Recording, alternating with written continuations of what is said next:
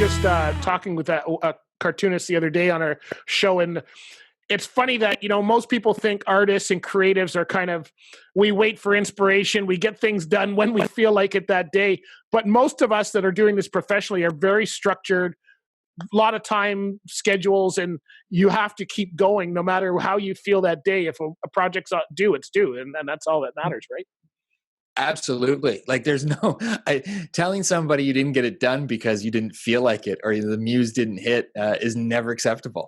So there's a great quote, and I forget the writer, but somebody asked him like, how do you work around your creativity? And he goes like, I sit down at 9 o'clock every morning and my muse arrives. And it's like, sometimes you have to force it, but that's what you have to do to get it done.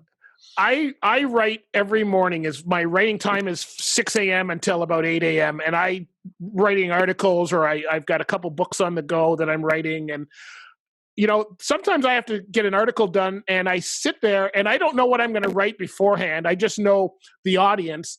And sometimes I come up with a title, and by the second cup of coffee, we've got 500 words out. And that's because I do it every morning, that even if right the moment I'm not sure what I'm going to write, it can come quickly if I just research a couple ideas or something, right? Yeah, no, absolutely. I did a web series with a buddy of mine at one point, and we each had to turn in, I think we decided by the end of the week, we each needed to have 6 scripts. Yeah. And I had 3 scripts done, and I'm like, I have no idea what I'm doing for the next 3. Yeah. And then I just started writing dialogue. And it was one of those, I'm just going to write this conversation. And I got to the end and I was like, okay, now I know, now that I'm finished, finish the first draft, I know what it's about, and I was able to go back and rewrite it and have it make sense. But sometimes you just have to do and figure out what it is later.